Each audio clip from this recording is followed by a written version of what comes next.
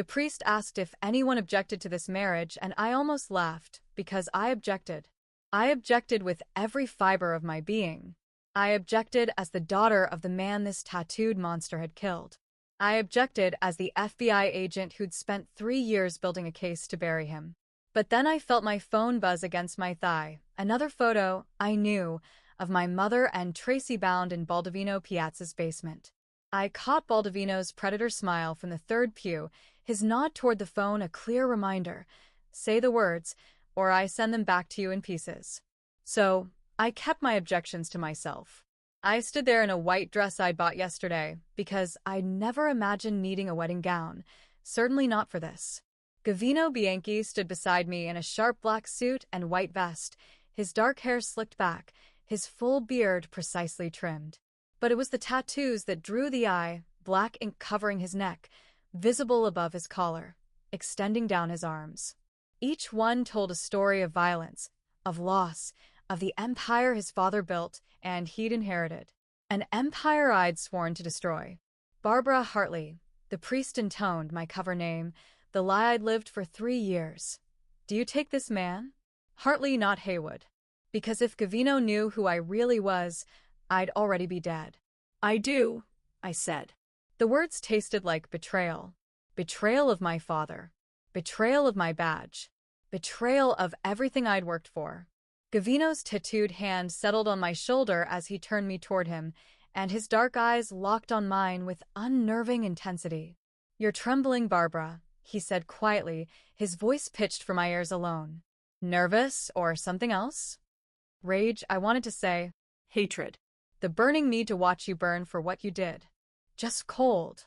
I managed. His mouth curved slightly, not quite a smile. He didn't believe me. You may kiss the bride. Gavino's hand came up to cut my jaw, tilting my face toward his with the same controlled precision he used for everything. Then his mouth was on mine, not gentle, not sweet. A claim. A brand. A cage closing around me. When he pulled back, his thumb brushed my lower lip. Wife, he said. Just that one word. Behind us, his men applauded. My mother, if she were here, if she weren't tied up in a basement, would have cried. And as we turned to face the crowd, Gavino's hand at my back in clear possession, I saw her. Rochelle Napolitani in the shadows near the Gothic columns, watching with an expression that sent ice through my veins. Because Rochelle was smiling like she knew every secret I was hiding. 3 years earlier, I'd been at my father's funeral, watching them lower Special Agent Thomas Haywood into the ground while his FBI brothers stood at attention, and my 15-year-old sister Tracy sobbed against my shoulder. Gang war crossfire, they told us. Wrong place, wrong time. Your father was a hero. They'd lied. I didn't know it then. I believed the official report, believed my father had died gathering intelligence on the Bianchi crime family, believed Gavino Bianchi had given the order that put a bullet in my father's chest. So when Oscar Rossi, my father's handler, now mine, approached me at the wake, I listened. Your father died trying to bring down Gavino Bianchi, Oscar said, his hand on my shoulder, his voice heavy with shared grief. Help us finish what he started. Go deep. Build the case from the inside. Make Thomas's sacrifice mean something. I was 23, drowning in grief and guilt, desperate to make my father's death matter. Of course I said yes. They built me a cover. Barbara Hartley, financial consultant with an MBA from Northwestern and a specialty in international transactions. Perfect for infiltrating a crime family that needed to legitimize its operations. They gave me 2 years to work my way in, to become indispensable, to gather evidence. I did it in 18 months. My first meeting with Gavino Bianchi was in his downtown office. All glass and steel and legitimate business fronts. He'd stood when I entered, and I'd been struck by how different he was from the surveillance photos. Taller, broader, those dark eyes more intelligent than any criminal had a right to be. And the tattoos, even then, they'd fascinated me in a way that made me uncomfortable. Miss Hartley, he'd said, his voice smooth. My accountant speaks highly of your work. I'm very good at what I do, I'd replied, shaking his hand and feeling the rough calluses that proved he wasn't just some desk boss. I'm sure you are. His eyes had held mine a beat too long. The question is why someone with your credentials wants to work for me. The question is whether you can afford not to hire me, I'd countered. Your international accounts are a mess. You're leaving money on the table and exposure on your books. I can fix both. He'd smiled then, genuinely amused. You're hired. That was 3 years ago. 3 years of carefully building his trust. 3 years of documenting every transaction, every meeting, every criminal enterprise. 3 years of waiting for the moment I'd have enough evidence to arrest him myself and say, "This is for my father." And then, 48 hours before the wedding, everything fell apart. I'd been alone in my apartment, reviewing financials, when my door burst open. Baldovino Piazza, Gavino's supposed ally, head of the rival Piazza syndicate, stood there with 3 armed men. "Hello, Agent Haywood," he'd said, and my blood turned to ice. He'd known. Somehow, he discovered my real identity. "I don't know what you're," I started. He tossed photos onto my coffee table. My mother leaving her book club. Tracy walking home from school. Both of them, in the next set of photos, bound and gagged in what looked like a basement. "Here's what's going to happen," Baldovino said, settling into my chair like he owned it. "Tomorrow, Gavino Bianchi is going to propose a marriage alliance between your families. You're going to accept. You're going to marry him in 48 hours. And you're going to make it look real." "Why?" I demanded, even as my hands shook reaching for the photos of my family. "Because I need this alliance to legitimize both families. Because the feds are circling, and a united front keeps us all safe." His smile turned cruel. "And because if you don't, I'll send your mother and sister back to you one piece at a time. After I tell Gavino exactly who you are and let him handle you himself. He'll kill me if he knows I'm FBI." "Yes." "He will. Slowly." Baldovino stood. "So, don't let him find out. Play the loving wife. Keep your mouth shut. And maybe, when this is all over and the alliance is secure, you'll see your family alive again. And if I go to the FBI? Then I release the photos of you passing information to your handler. Every meeting, every dead drop, every piece of evidence you've stolen. Gavino's lawyers will have you arrested for theft and espionage. Your career ends, your family dies, and you spend the rest of your life in prison." He'd leaned close. "You have 2 days, Agent Haywood. Choose wisely." He'd left me there, surrounded by photos of my captive family and the ruins of my mission. I'd called Oscar immediately. "I'm compromised. Piazza knows who I am. He has my family. Then get them back and extract. He wants me to marry Bianchi. Says if I don't, he kills them and exposes me." Silence. "Then, this could work. You'd have complete access. Every file, every meeting, Oscar, he's going to kill them. Not if you play this right. Marry Bianchi. Maintain your cover. Get the evidence we need, and we'll coordinate a rescue. This is the break we've been waiting for. You want me to marry the man I came to destroy? While my family is held hostage. I want you to finish your father's mission. Thomas died for this, Barbara. Don't let him down." The line went dead. So I'd done what I always did. I'd made a plan. Marry Gavino. Keep my cover. Find my family. Gather enough evidence to bury everyone. Baldovino, Gavino, all of them. And then disappear before the whole house of cards collapsed. I'd shown up to Gavino's office the next morning, and he'd been waiting with a velvet box containing a diamond ring I could have retired on. "Barbara," he'd said, his voice oddly gentle. "I have a proposal." You have no idea, I'd thought. But I'd smiled and played my part, and here we were. Now, standing in the reception hall of this Gothic cathedral with Gavino's ring heavy on my finger and Rochelle Napolitani's knowing smile burning into my back, I realized I'd made a terrible mistake. Because Gavino was watching me with those dark, intelligent eyes, and his tattooed hand was at my waist, and he leaned close to murmur, "We need to talk. Privately. Now." Before I could answer, one of his men appeared. "Boss." Situation. Gavino's entire demeanor shifted, the careful charm vanishing, replaced by cold steel. What situation? Michelle Smith, your accountant. They just found her. Staged suicide, but Michelle wasn't suicidal. Gavino's voice could have cut glass. Where? Her apartment. CSU is there now. Michelle. The woman who'd recommended me for this job 3 years ago. The woman I'd been cultivating as a potential witness. Dead. Gavino's hand tightened on my waist. Get the car. We're leaving. Now. Wait. I started. He turned to me, and for the first time since I'd met him, I saw something raw beneath his control. Something dangerous. Welcome to the family, wife, he said quietly. Let's see how long you survive it. Hey, my beautiful family. I've truly missed all of you. Thank you, from the bottom of my heart, for sticking with me. Your love and support mean everything. If you're excited for today's story and ready to soak it all in, make sure to hit that subscribe button.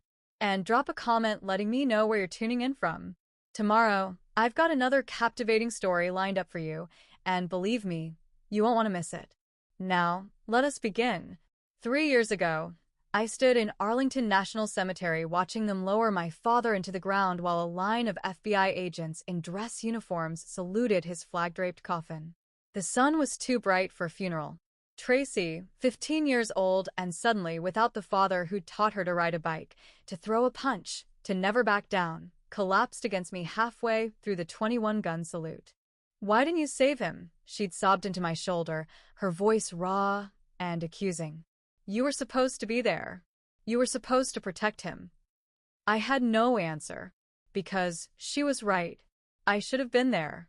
Should have convinced him not to take that meeting. Should have seen the danger he walked into alone. Special Agent Thomas Haywood, 23 years with the Bureau, killed in gang war crossfire. Wrong place, wrong time. That's what they told us. That's what I believed. Until Oscar Rossi found me at the wake. Your father died gathering intelligence on Gavino Bianchi, he'd said, guiding me away from the crowd of mourners. The Bianchi crime family has been untouchable for 2 decades. Thomas was building a case from the inside. He was close, Barbara. So close. And they killed him for it. He'd show me the photos then, crime scene images I wasn't supposed to see. My father's body in an alley, 3 bullets in his chest. And in the background, partially visible in the surveillance footage, a man with distinctive tattoos on his neck. Gavino Bianchi. Help us finish what he started, Oscar had said, his hand heavy on my shoulder. Go deep. Build the case he couldn't complete. Make his sacrifice mean something. I was 23, drowning in guilt and rage, desperate to transform my failure into purpose. Of course I said yes. They built me a new life. Barbara Hartley, financial consultant, MBA from Northwestern, specialty in international transactions and corporate legitimization. Perfect for a crime family trying to go legitimate. They gave me 2 years to infiltrate, to become indispensable, to gather evidence. I did it in 18 months. My first meeting with Gavino was in his downtown office. All glass and steel, nothing like the dark underworld I'd expected. He'd stood when I entered, and I'd been struck immediately by how wrong the surveillance photos had been. He was taller than I'd expected, broader through the shoulders, with dark eyes that assessed me with unnerving intelligence. The tattoos that covered his neck and disappeared under his expensive suit should have looked threatening.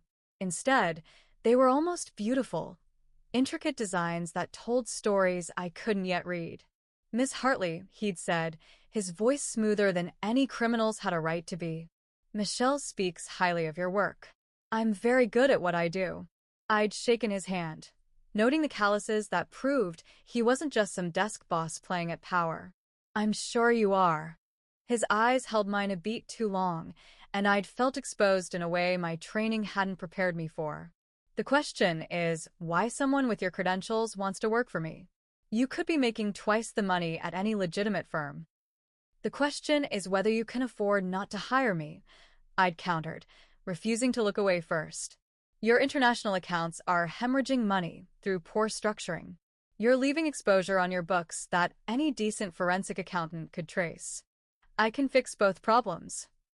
He'd smiled then, genuinely amused rather than threatened. You're hired. That was 3 years ago. 3 years of carefully building his trust while documenting every transaction, every meeting, every criminal enterprise. 3 years of waiting for the moment I'd have enough evidence to look him in the eye and say, "This is for my father." 6 months ago, I'd finally accessed his private files. The ones he kept in the safe behind the Caravaggio in his study. Files that should have contained the evidence I needed, records of the hit, payment to the shooter, something to connect him to my father's murder. They contained nothing. No record of my father. No payments around the date of his death. Just legitimate business transactions and what looked like his own private investigation into his father's murder. I told myself he'd hidden it better, that I just needed to dig deeper. But a cold suspicion had taken root that maybe, just maybe, I'd been chasing the wrong ghost. Then, 48 hours ago, my apartment door burst open and Baldovino Piazza walked in with 3 armed men and photos of my mother and Tracy bound and gagged in a basement. "Hello, Agent Haywood," he'd said, and my entire world fractured. He'd laid it out with clinical precision. Marry Gavino to legitimize the alliance, or watch my family die. Keep my cover, play the devoted wife, or he'd expose me and let Gavino handle me himself. "You have 2 days," Baldovino had said, dropping the photos on my coffee table like a dealer laying down a winning hand. "Marry him, or I send you their fingers. Your choice." The reception lasted exactly 12 minutes before Gavino's hand closed around my elbow. "We're leaving. Now." I barely had time to register the stunned faces of the guests before he was guiding me through a side door where a black SUV waited, engine running. The news about Michelle had transformed him. The careful charm he'd worn during the ceremony stripped away to reveal something colder underneath. The drive took 40 minutes, leaving the city behind for rolling hills and eventually a pair of iron gates that opened onto a long driveway lined with security cameras. The Bianchi estate rose before us like something out of a Gothic novel, all stone and sharp angles, with towers that seemed designed more for surveillance than aesthetics. Armed guards patrolled the perimeter. Floodlights illuminated every approach. This wasn't a home. It was a fortress. 3 men waited at the entrance. Gavino made terse introductions as we passed. Macario Manna, my enforcer. Jose Charles, consigliera. Larry Ramirez, head of security. Each nodded at me with varying degrees of suspicion. I was an outsider being brought into the inner sanctum. They didn't trust me. Smart men. Gavino led me through marble hallways lined with Renaissance paintings that were probably worth more than my childhood home. He didn't speak until we reached the 3rd floor, stopping before ornate double doors. "The master bedroom," he said, pushing them open to reveal a space that could have swallowed my apartment twice over. 4-poster bed, fireplace, sitting area, and a door to what I assumed was an attached office. "We share a room. Appearances matter, especially now." Panic clawed at my throat. I couldn't maintain my cover this close, this constantly. He'd see through me in days, maybe hours. He must have read something in my face because his expression softened fractionally. "I'll sleep in the office until you're ready. But the door stays unlocked. If something happens, if Baldovino makes a move, I need to be able to reach you." It wasn't kindness. It was strategy. But I'd take it. He left me alone after midnight, disappearing into his office with his phone pressed to his ear, voice low and dangerous as he coordinated the investigation into Michelle's death. I waited until his office door clicked shut before I moved. Old habits. I couldn't help myself. His study was on the 2nd floor.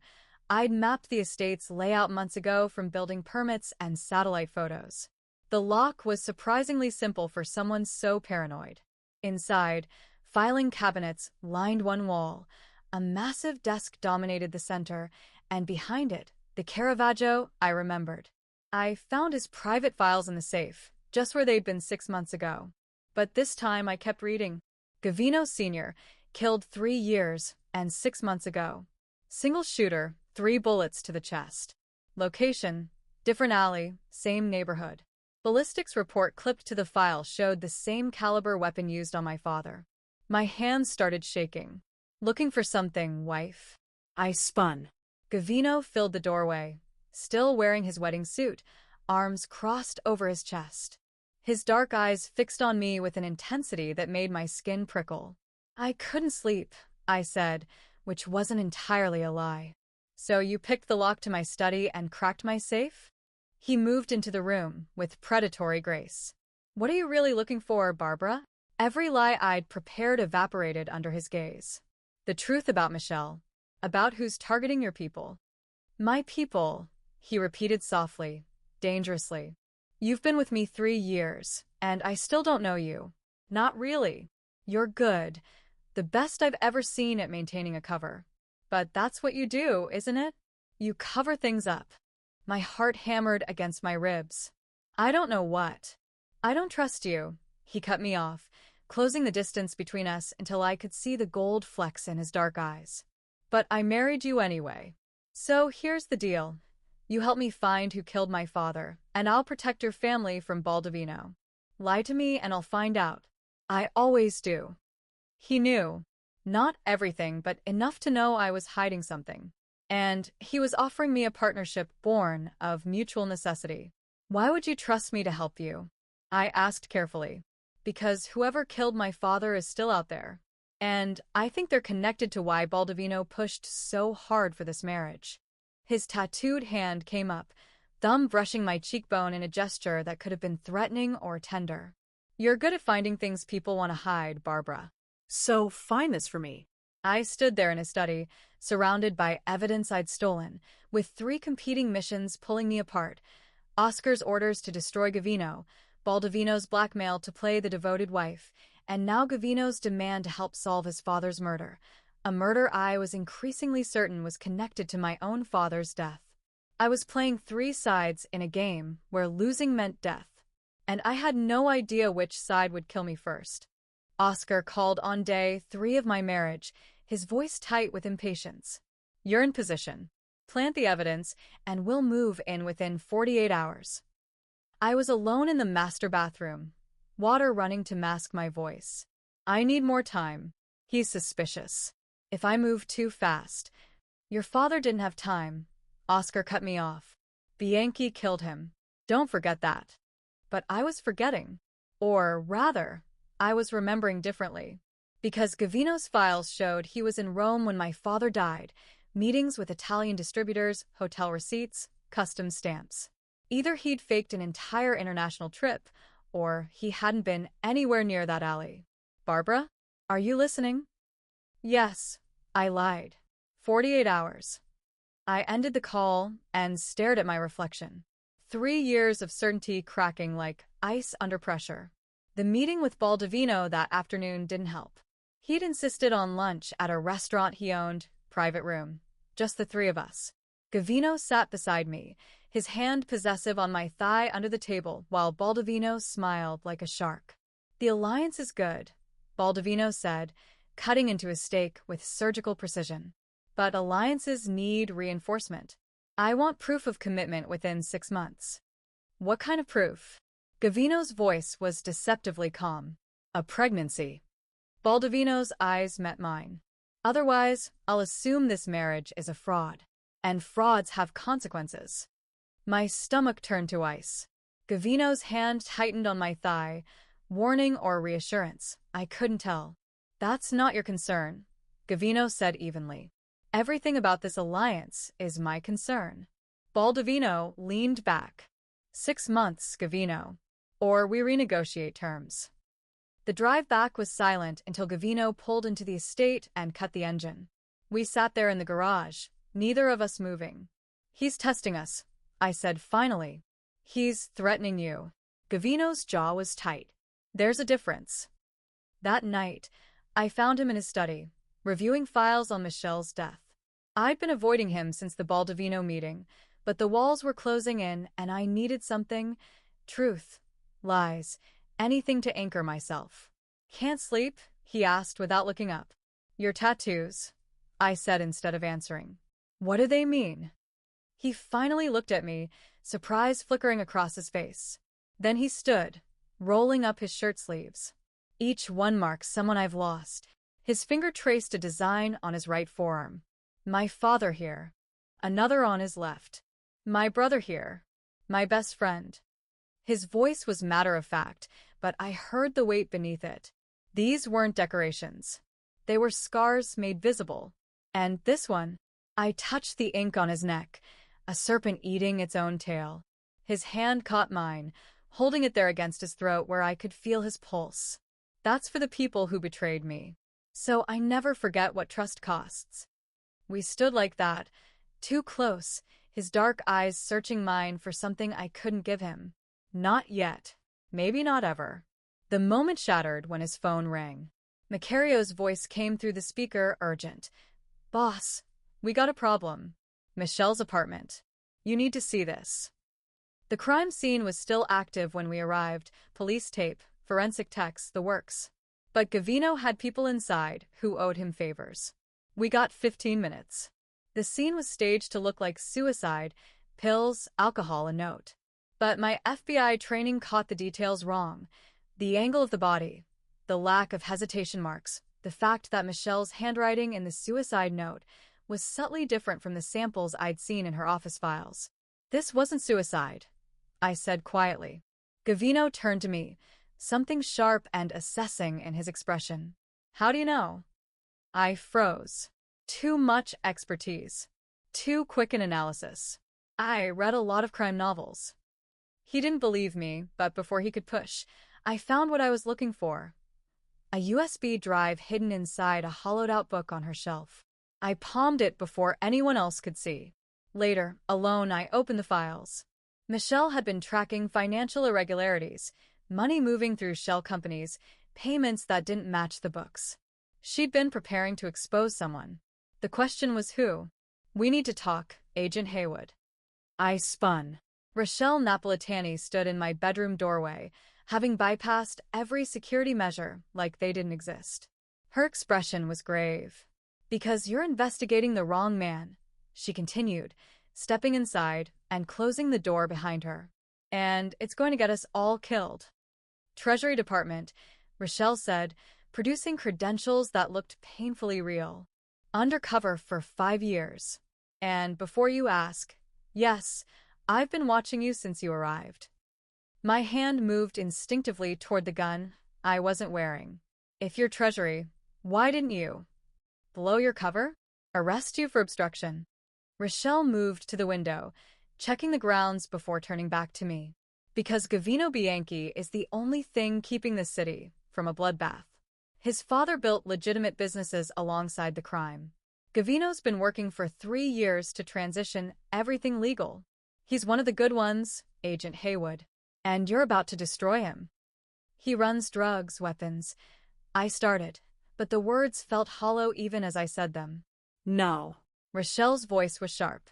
Baldovino Piazza runs drugs and weapons through shell companies he's hidden inside Bianchi operations. Gavino's been trying to find and shut them down. That's what Michelle was helping him do. That's why she's dead. The room tilted. That's impossible. My father. Your father knew. Rochelle pulled out a tablet, swiping through documents. Thomas Haywood wasn't investigating Gavino. He was working with Gavino Sr. to expose the real corruption. They were building a case together against Piazza and his FBI contacts. The words hit like physical blows. No. Oscar said. Oscar Rossi has been lying to you for 3 years. Rochelle's expression softened with something like pity. Thomas Haywood wasn't investigating the Bianchis. He was protecting them. I couldn't breathe. 3 years. 3 years of grief and rage and righteous vengeance, all built on a lie. Why would Oscar? Because someone needed a patsy. Someone needed the Bianchis destroyed so Piazza could expand unopposed. Rochelle held out the tablet. Your father figured it out. That's why he died. My hands shook as I took the device. Files. Reports. Emails between my father and Gavino Sr., coordinating meetings, sharing intelligence. And in the last email, dated 2 days before my father's death, I think someone inside the bureau is compromised. Be careful who you trust. A memory surfaced. My father's last voicemail, the one I'd replayed 1,000 times in the dark hours after his funeral. I'd saved it on my phone, unable to delete his voice. I played it now, hands trembling. Barb, if anything happens to me, remember, things aren't what they seem. Trust your gut, not the reports. I'd always thought he meant trust my instincts about danger, about staying alert in the field. But what if he'd meant something else? What if he'd been trying to warn me about the reports themselves, about Oscar, about the entire investigation? He tried to tell me. I whispered. And I didn't listen. Rochelle nodded. Oscar recruited you specifically because you'd be motivated to destroy Gavino. Your grief made you the perfect weapon. Show me proof. Not just emails, proof that Oscar altered the investigation. She swiped to a new folder. Internal FBI documents, investigation reports, forensic analyses. And in the margins, subtle changes, timestamps adjusted, witness statements modified, ballistics reports rewritten. Each change small enough to miss individually, but together they painted a completely different picture. The signature on the alteration logs. Oscar Rossi. My legs gave out. I sat on the edge of the bed, staring at the evidence of my own manipulation. I've been working for the man who killed my father. And now you're married to the man who might be able to prove it. Rochelle sat beside me. The question is, what are you going to do about it? I needed to be sure. Needed to test Oscar to see if Rochelle was right. I called him, keeping my voice steady. I found something in Michelle's files. Can we meet? The eagerness in his response made my stomach turn. Absolutely. Where? The usual place. 1 hour. I'll be there. Barbara, whatever you found, we can use it. Your father would be proud. He ended the call, and I sat there holding the phone, nausea rolling through me. He's too eager, I said flatly. He should have asked what I found. Should have been cautious about exposure. But he's eager because he thinks I found evidence against Gavino. Rochelle nodded.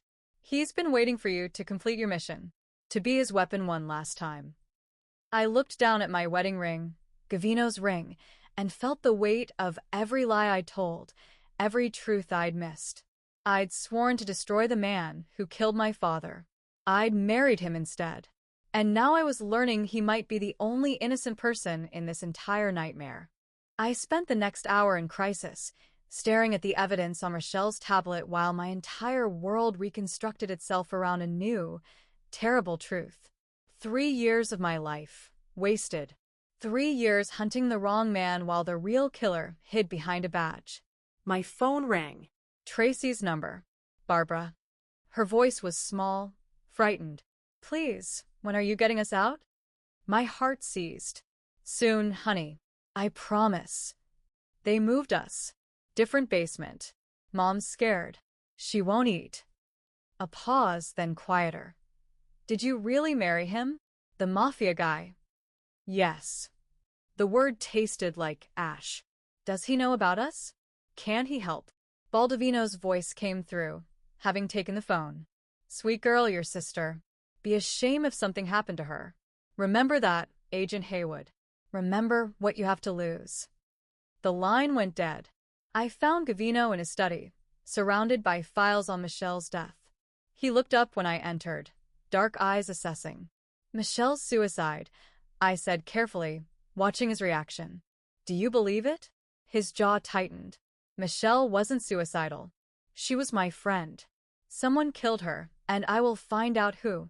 The raw grief in his voice, unguarded, genuine, convinced me more than any evidence could. This wasn't the reaction of a man who'd ordered the hit. This was loss. I made my decision. Gavino, I need to tell you something. My voice shook despite my training. But if I do, you might kill me. He stood slowly, predator still. Then maybe you shouldn't tell me. Or maybe I should, because someone's been lying to both of us. And I think they killed our fathers. Silence. Then, talk. I'm FBI. The words came out in a rush. Deep cover for 3 years. I was sent here to build a case against you because they told me you killed my father. Special Agent Thomas Haywood. He died 3 years ago in an alley, and they said you ordered the hit. Gavino's rage was volcanic, instant and terrifying. He closed the distance between us in 2 strides, his hand slamming against the wall beside my head. You've been spying on me. Since the beginning. Every conversation. Every moment of trust. All of it was a lie. Yes. I forced myself to meet his eyes. But I found something. The same gun killed your father and mine. Same caliber, same ballistics. And that gun is registered to FBI evidence control. His hand was still braced beside my head, close enough that I could feel the heat of his rage. Show me. I pulled out the tablet Rochelle had left, hands shaking as I showed him everything. The altered reports, the emails between our fathers, the forensic evidence that had been modified. Oscar's signature on every alteration. You're telling me the FBI killed my father? His voice was deadly quiet. I'm telling you someone inside the FBI did. Someone who wanted a war between our families. Someone who needed us to destroy each other. I showed him the final piece. The ballistics match. They used the same weapon for both hits. Either they were careless, or they wanted someone to eventually connect the dots. Gavino pulled back, pacing to the window. His hands were clenched, every muscle rigid with barely controlled violence. Your handler, Oscar Rossi. He's the one who recruited you. Yes. And he's been directing your investigation this entire time? Yes. He turned, and the look in his eyes made my breath catch. Why would you tell me this? You could have completed your mission, planted whatever evidence they wanted, watched me burn and disappeared into witness protection with your career intact. Because I came for justice. My voice broke. And justice means truth, even when it destroys everything I thought I knew. My father's last words to me were, trust your gut, not the reports. I thought he meant trust my instincts about danger. But he meant trust my instincts about you. Your instincts about me, Gavino repeated slowly. And what did they say? That you're not the monster they told me you were. That you loved your father the same way I loved mine. That someone killed them both and turned us into weapons pointed at each other. He stared at me for a long moment, dark eyes searching for lies. Then he moved to his desk, pulling out a bottle of whiskey and 2 glasses. He poured, handed me one, and downed his own in a single swallow. My father told me the same thing before he died, Gavino said finally. He said the FBI had a good man working with him. Said if anything happened, I should find Thomas Haywood and trust him. His laugh was bitter. Instead, I've been married to his daughter, while she built a case to destroy me. I'm sorry. Don't be. He poured another drink. You were used. We both were. The question is, what do we do about it? Find who killed them. Prove Oscar's involved. Burn down everyone who made this happen. Then let's find the truth, Gavino said, meeting my eyes. Together. We worked through the night, spreading evidence across Gavino's desk like pieces of a puzzle that finally made terrible sense. My FBI training in forensic analysis combined with his street-level intelligence about who moved where and when. For the first time since I'd met him, we weren't adversaries. We were partners. Rochelle arrived at dawn with Treasury surveillance footage that made my stomach turn. Oscar Rossi meeting with Baldovino Piazza. Not once. Not twice. Dozens of times over 3 years. Always in locations they thought were secure. They orchestrated both murders, I said, watching Oscar hand Baldovino an envelope in one clip. Started a war between the families. Gavino leaned over my shoulder, close enough that I could feel his breath. Oscar gets credit for taking down organized crime. Career-making cases. Meanwhile, Baldovino absorbs both territories in the chaos. And I was the trigger. The realization hit like a physical blow. Oscar recruited me specifically because he knew I'd be motivated to destroy you. My grief, my guilt, he weaponized all of it and pointed me directly at you. He used mine too. Gavino's tattooed hand came to rest beside mine on the desk. My rage. My need for revenge. Michelle's death was meant to push me over the edge. Were both his weapons. I corrected, turning to look at him. Were his weapons. His dark eyes held mine. We don't have to be anymore. The moment stretched, heavy with everything unspoken between us. The lies, the truth, the marriage that had started as a cage and was becoming something else entirely. Rochelle cleared her throat. Touching. But we need proof Oscar will actually confess to. Treasury surveillance isn't enough. Good lawyers will claim the meetings were legitimate cooperation. I'll wear a wire, I said immediately. Tell him I completed the mission. That Gavino's dead. Gavino's hand tightened on mine. If he believes you, he'll try to kill you to tie up loose ends. You're the last witness. Then you'll be there to make sure he doesn't succeed. We spent the next 12 hours planning. It was the first time we were truly in sync, finishing each other's sentences, anticipating each other's thoughts. He knew how Oscar would move. I knew how he'd think. Together, we built a trap with me as bait. Juanita Phillips, Gavino's tech expert, arrived with equipment that made FBI's standard issue look like children's toys. This wire is undetectable, she said, carefully threading it through the lining of my jacket. Even if he pats you down, he won't find it. Voice-activated, cloud backup, redundant systems. We won't lose the recording. By midnight, everything was ready. The meeting was set for tomorrow afternoon. Oscar thought I was coming to report mission success. Instead, I was coming for justice. I found Gavino alone in his office after everyone else had left, staring at the photo of his father on the wall. He looked up when I entered, and the tension between us was electric. After this is over, he said quietly, what happens to us? This marriage started as a lie. I could have deflected, could have kept my walls up, protected myself. Instead, I chose honesty. It started as a lie. I agreed, moving closer. But that's not what it is anymore. He stood, closing the distance between us until I had to tilt my head back to meet his eyes. What is it then? I don't know yet. My hand came up to trace the serpent tattoo on his neck, the one that marked betrayal. But I know I'm not pretending anymore. Haven't been for a while now. His hand cupped my jaw, thumb brushing my lower lip exactly as it had during our forced wedding kiss. But this time, there was no audience. No performance. Just us. I swore I'd never trust anyone again after my father died, he said.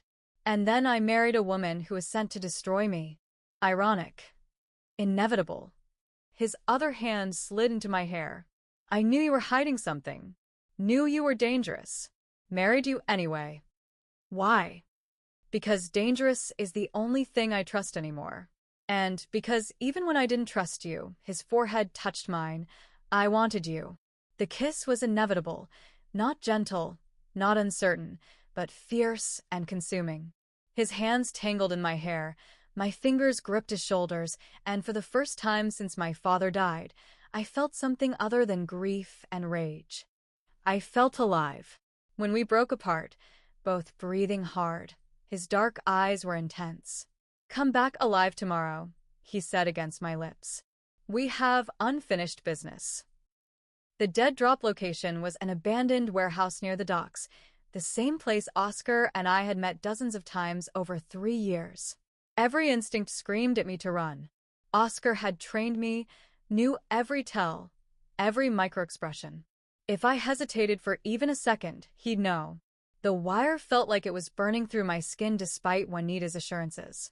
I touched my jacket, feeling the hidden device, and took a breath. Gavino was positioned 2 buildings over with Macario and Larry. Close enough to reach me. Far enough not to be spotted. I hoped. Oscar was already inside, leaning against a support beam, looking exactly as he had at my father's funeral, concerned, paternal, trustworthy. The man who'd weaponized my grief. It's done, I said, keeping my voice flat. Gavino Bianchi is dead. Staged it as a piazza hit. His reaction was immediate, relief flooding his features, genuine pride lighting his eyes. But underneath something darker, something satisfied. Your father would be proud, Oscar said, moving toward me. You finished what he started. Did he start it? I kept my tone careful, curious, but not suspicious. He never mentioned investigating Gavino in his letters to me. Not once. Oscar's pause was a fraction too long. Deep cover. He couldn't risk exposure, even to you. Right. Deep cover. I stepped closer, watching his face. How did he die, Oscar? I've been thinking about it. The report says crossfire, but I've read enough crime scenes now. The angle is wrong for crossfire. The trajectory suggests. Barbara. His voice sharpened. What are you really asking? This was it. The moment where I either committed or ran. I committed. I'm asking why the same gun killed Thomas Haywood and Gavino Sr. My voice was steady despite my racing heart. I'm asking why that gun is registered to your division's evidence control. Oscar's facade cracked like glass. The concerned mentor disappeared, replaced by something cold and calculating. You were supposed to kill Bianchi and move on. You were supposed to stay the grieving daughter, not think. Tell me why. My hands clenched at my sides. Tell me why you killed my father. The confession spilled out almost eagerly, like he'd been waiting years to tell someone how clever he'd been. Haywood and Bianchi Sr. were working together, building a case against Baldovino, against the real corruption. Your father was going to expose the arrangement, the money, the protection, all of it. Couldn't have that. Neither could Baldovino. So you killed him. My voice broke despite my control. You murdered your own partner, made me into your assassin to finish the job. And you were perfect. Oscar smiled, and it was the smile of a predator. The grieving daughter, so motivated, so righteous, aimed you at Bianchi like a loaded gun, until you got soft.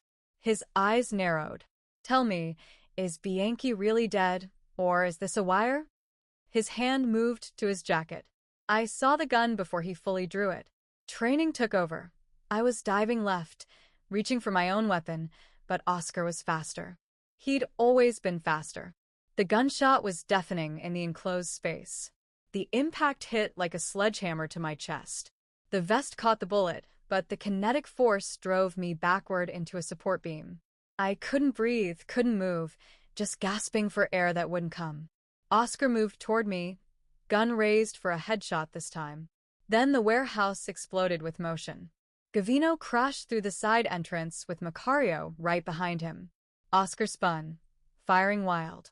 Return fire echoed like thunder. I tried to move, tried to help, but my chest was screaming and my vision was blurring. When the shooting stopped, Oscar was on the ground, Macario's knee in his back, being cuffed with his own handcuffs. Then Gavino was there, dropping to his knees beside me, his hands on my face. Stay with me. You stay with me, Barbara. Vest. I managed, my voice a wheeze. Vest caught it. His hands moved to my jacket, yanking it open to reveal the vest beneath and the deformed bullet embedded in the Kevlar directly over my heart. His face went white. You're okay. You're okay. He was saying it like a prayer, like if he repeated it enough it would be true. His tattooed hands were shaking as they traced my face, my neck, checking for injuries. Did we get it? I gasped. The confession? Every word.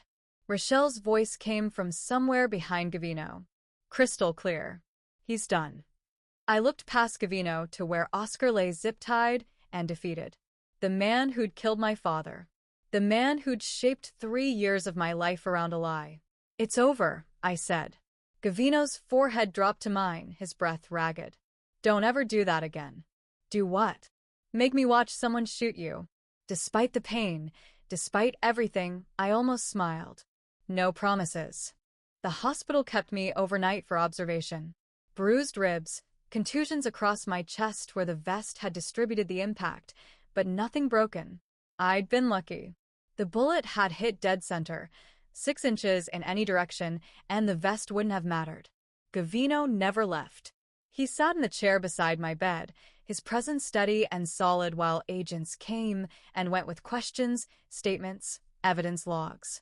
Oscar Rossi was in federal custody, facing 2 counts of first-degree murder plus conspiracy, obstruction, and a list of charges that would keep him in prison for the rest of his life. The confession was airtight. Juanita's equipment had captured every word. Baldovino Piazza had fled the country within hours of Oscar's arrest, but Treasury had seized his operations. Rochelle assured me he wouldn't get far. Men like Baldovino left trails, and she was good at following them. The best news came at dawn. My mother and sister were safe. Treasury agents had raided Baldovino's safe houses and found them alive, frightened but unharmed. They arrived at the hospital an hour later. Tracy crashed into my arms despite the nurses' protests about my injuries. "You saved us. You actually saved us." Her face was buried in my shoulder, her whole body shaking. "Dad would be so proud." The words broke something in me that I'd been holding together with rage and guilt for 3 years. I started crying, deep, wrenching sobs I couldn't control. All the grief I'd locked away, all the guilt I'd carried, all the anger that had kept me moving forward, it poured out of me in my sister's arms. "He loved you so much," my mother said, her hand gentle on my hair. She'd aged in the weeks of captivity, new lines around her eyes. "And he'd want you to be happy, Barbara. Not consumed by revenge. Not living in the past. Happy." I looked over Tracy's shoulder to where Gavino stood in the hallway, giving us space but staying close. Always close. His dark eyes met mine, and something warm unfurled in my chest. The FBI came that afternoon with an offer. Assistant Director Chen sat beside my bed with a grave expression. "We need people like you, Agent Haywood. People who can't be corrupted. Come back.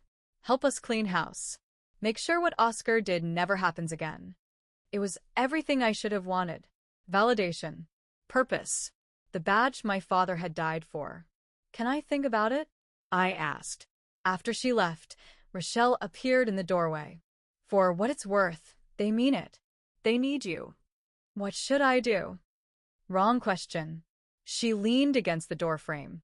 "Ask yourself, are you doing this for them or for you?" I looked down at my hands. The badge had never really been mine. It had been my father's dream, his life, his mission. I'd been living his story, not my own. 3 days later, I sat across from Assistant Director Chen and resigned. "I came to destroy a monster and found out I was building a case on lies," I said.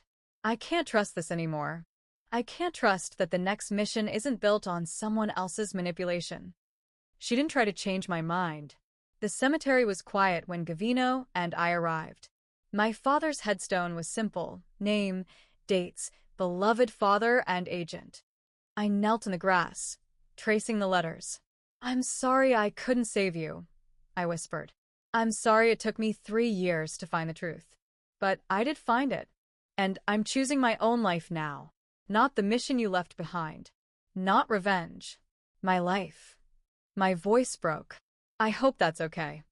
Gavino knelt beside me, laying white roses against the stone. He was a good man. He tried to protect my father, too.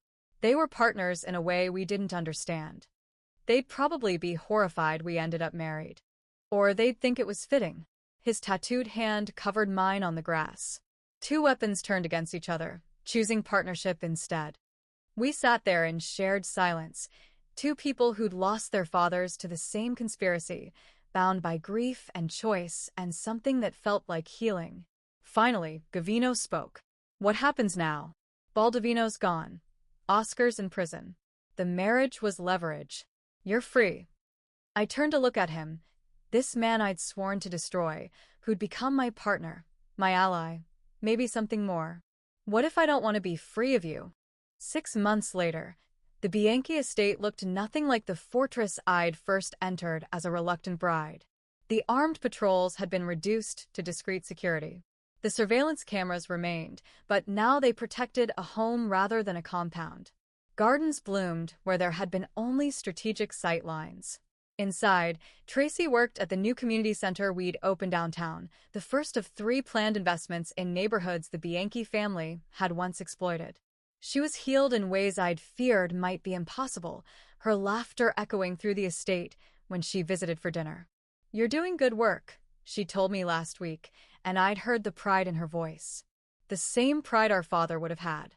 Juanita and Rochelle had become permanent fixtures, found family in the truest sense. Juanita ran our legitimate tech consulting firm. Rochelle coordinated with Treasury to ensure everything stayed clean. Sunday dinners were loud, argumentative, and exactly what I'd needed without knowing it. The news about Baldovino came through official channels. Found dead in a villa outside Mexico City, apparent suicide. Gavino was in a meeting when I saw the report. When he returned, I searched his face for guilt or satisfaction. I found nothing. Did you? I started. Does it matter? His dark eyes held mine. I thought about it. About justice and revenge, about the line between them. No, I said finally. It doesn't. Some things I'd learned to let go. The press conference announcing the Bianchi Haywood Foundation was held in the same community center where Tracy worked. Reporters packed the room as we stood together at the podium, explaining our mission, supporting families affected by organized crime, funding education and job training, building legitimate opportunities. Your marriage started as a business alliance, one reporter called out. What is it now? Gavino's arm came around my waist, steady and sure. It started as a lot of things. What it is now is real. The cameras flashed, capturing the moment. But I was only aware of his presence beside me, the weight of his ring on my finger, the life we'd chosen. Later, in the privacy of his office, he pulled off his suit jacket and rolled up his shirt sleeves. I have something to show you. A new tattoo marked his chest, directly over his heart. My name in elegant script, surrounded by delicate designs that mirrored the ink on his arms. For the person who saved me from becoming what everyone thought I was, he said quietly. I traced the letters, feeling his heartbeat beneath my fingers. I came to destroy you. You did destroy me. His hand cupped my face, thumb brushing my cheekbone. The old me. The one who thought he had to be what his father built, who thought trust was weakness and violence was strength. You destroyed that and gave me something better. What's that? Choice. Purpose. You. He leaned down, his forehead touching mine. A life instead of a legacy. The kiss was slow and certain, nothing like our first kiss at the altar, which had been all performance and rage. This was real. This was chosen. When we finally pulled apart, he took my hand. Walk with me. We ended up in the garden where we'd been married 6 months ago. The Gothic cathedral felt like a lifetime away, but this garden had been transformed too. Wild roses now climbed the stone walls, and fairy lights hung from the trees. Do you ever regret it? Gavino asked, his voice careful. Being forced to marry me? I looked at the life we'd built, the legitimate businesses, the community programs, my mother and sister safe, Tracy healing, our found family around Sunday dinner tables. I thought about the truth we'd uncovered, the justice we'd found, the choice we made every day to stay. I regret that I didn't see you clearly from the start, I said honestly. I regret the time I wasted on revenge, the years I spent hunting shadows instead of truth. But marrying you? I took his tattooed hand, threading our fingers together. That's the only thing I don't regret. Even though you swore to destroy me, I did destroy you. I smiled, pulling him closer. And you destroyed me, and we built something better from the pieces. His arms came around me, and I leaned into the warmth of him. This man who should have been my enemy, who became my partner, who is now simply mine. Not caught in his web anymore. Not hunting him. Not playing a role or maintaining a cover. Just choosing him. Every day, the way he chose me. My father had wanted justice. He'd gotten it. Oscar behind bars, the conspiracy exposed, the truth finally known. But he'd also wanted me happy. I knew that now. Understood it in a way I couldn't when grief and rage had consumed me. And here, in the arms of the man I came to destroy, surrounded by the life we'd built from lies and loss and impossible choices, I finally was. Happy. Healed. Home. The fairy lights glowed above us as Gavino kissed me again, and somewhere in the distance, I could almost hear my father's voice. Things aren't what they seem. Trust your gut. I had. And my gut had led me here, to truth, to justice, to love, to exactly where I was supposed to be. If you enjoyed this story, don't forget to subscribe and be part of a community that cherishes unforgettable tales like this one. Your support means more than you know. It fuels the creation of even more stories that speak to the heart. So, whether you're watching from your TV or your phone, take a moment to join us. Every like, every subscription, every share helps us continue bringing these stories to life. Thank you for being a part of this journey.